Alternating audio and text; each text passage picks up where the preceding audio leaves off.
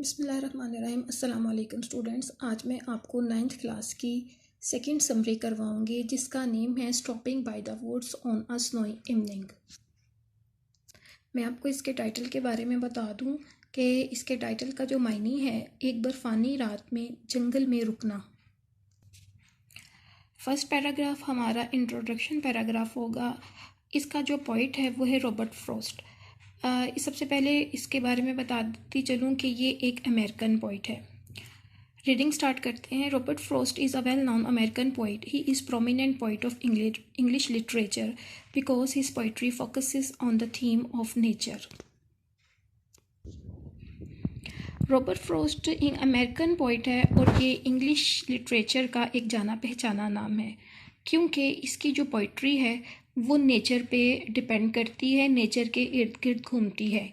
William Wordsworth की तरह ये भी एक जाना पहचाना नाम है और इसका लिटरेचर में एक ख़ास मुकाम है और इसकी जो मेजॉरिटी पोएम्स हैं वो नेचर के बारे में ही लिखी हुई हैं। In his poetry, he describes the contemporary and philosophical issues of his time.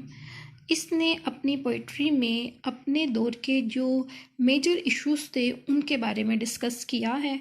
इसकी नेक्स्ट हम एक कोटेशन ऐड करते हैं क्योंकि ये पोइम जो है वो नेचर के बारे में है तो कोटेशन भी नेचर से रेलिवेंट ही होगी। Nature is an art of God. इस कोटेशन को इस तरह से एक्सप्लेन करेंगे कि जो नेचर है या जो कुदरती मनाजिर हैं वो खुदा की तख्लीक है, यानी इस तख्लीक में किसी भी इंसानी हाथ का अमल दखल नहीं है। अब नेक्स्ट आ जाते हैं पैराग्राफ पे। It is a very beautiful and symbolic poem. This poem is considered as a masterpiece. It is his famous poem. ये एक इंतहाई खूबसूरत और बामायनी नज़म है और इसको एक बहुत ही मास्टर पीस समझा जाता है, बेहतरीन पोइम समझा जाता है इसके काम में से। It is his famous poem. ये इसकी इंतहाई फेमस पोइम है। In this poem, the poet is describing the situation very artistically. He was passing through the woods which were lovely, dark and deep. The natural beauty forced him to stop there and observe the nature. इसकी ये जो poem है इसने जो पूरी situation है, रात की सिचुएशन है, शाम की, वो उसने बहुत अच्छे तरीके से बयान की है। He was passing through the woods. वो एक जंगल में से गुजर रहा था। वो एक जंगल में से गुजर रहा था और चारों तरफ बहुत ही गहरा अंधेरा था। इन लाइंस को इस तरह से भी एक्सप्लेन किया जा सकता है कि इन लाइंस में इसने जो सख्त तरीन सर्दी की जो रातें हैं उसका जिक्र किया है। सर्दियों में आपको पता है कि शाम बहुत जल्द हो जाती है और इसका जो अंधेरा छाने का जो दौरानिया है वो भी बहुत ज़्यादा होता है। जब वो जंगल में से गुजरता है तो चारों तरफ फैली हुई ब्यूटी उसे रुकने पर मजबूर करती है। At first he wondered whose woods are these, but then he suddenly realizes that the owner of these woods live in a town of nearby village. सबसे पहले वो हैरान होता है या देखना चाहता है कि ये जंगल किसके हैं, लेकिन जल्दी उसको इस बात का इल्म हो जाता है, वो जल्दी इस बात को रियलाइज़ करता है कि जो इन जंगलात का जो मालिक है वो पास ही किसी देहात में रहता है, गांव में रहता है। His horse is thinking it is very strange to stop in this area. अब इसके घोड़े के बारे में जिक्र किया गया है कि घोड़ा इस चीज़ को बहुत ही अजीबोगरीब फील करता है कि इस एरिया में रुकना आया फ़ायदेमंद है या नहीं। The horse shows his impatience by harness of bells. घोड़ा अपनी जो उसकी गर्दन में घंटी बजी हुई है उसको हिलाता है, यानी कि वो अपना सर हिलाता है तो वो ऑटोमेटिकली उसकी बेल्स वो भी मूव करती हैं। The whole atmosphere was dark and gloomy. चारों तरफ हर तरफ अंधेरा ही अंधेरा है। There was no sound except the sound of harness of bell. सवाए घोड़े की जो बेल की आवाज़ के अलावा और कहीं पर भी कोई आवाज़ नहीं। On this point feelings are so strong that the poet was unable to move forward.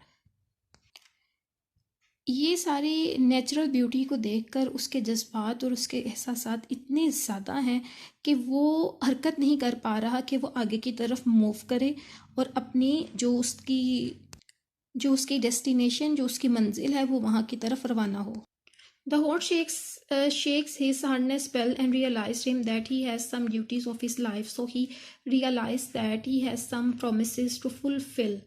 जो हॉर्स की जो बार बार बेल्स जो मूव कर रही हैं, जो हरकत कर रही हैं, और उसकी वजह से जो आवाज़ पैदा हो रही है, वो इसको ये बात रियलाइज़ करवाना चाह रही हैं कि इसकी अपनी ज़िंदगी में बहुत सी जिम्मेदारियां हैं जिसको उसने पूरा करना है। और उसने बहुत से वादे किए हुए हैं अपनी फैमिली के साथ, अपने अपने इर्द गिर्द के लोगों के साथ, जिनको उसने पूरा करना है।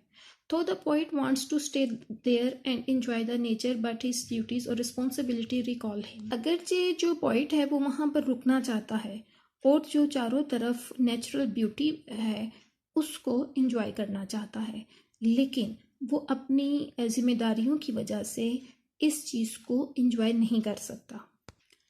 अब यहाँ पर एक कोटेशन ऐड करेंगे और कोटेशन है, a poem begins in delight and ends in wisdom.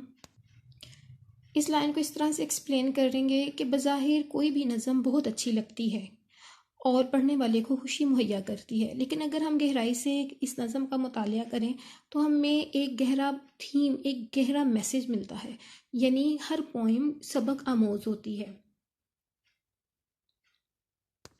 अब लास्ट में इसका थीम डिस्कस करेंगे। The poem depicts the attractive and exciting beauty of nature and hints at the need to carry on with the daily affairs of life. The world of imagination is very beautiful. जो ये poem है वो जो nature की exciting और बहुत ज़्यादा attractive जो ब्यूटी है उसके बारे में है, और जो इमेजिनेशन की जो दुनिया है वो बहुत ही ज़्यादा खूबसूरत है। इमेजिनेशन यहाँ पर हम कहेंगे तसव्वुरात की दुनिया, ख्याली दुनिया। But maintain balance between the world of reality and imagination. लेकिन हर एक को चाहिए कि वो तवाज़न कायम रखे, हकीकी दुनिया पर और तसव्वुराती या ख्याली दुनिया में तवाज़न रखे। लास्ट इस समरी को एंड करेंगे एक कोटेशन के साथ, truth is beauty, beauty is truth.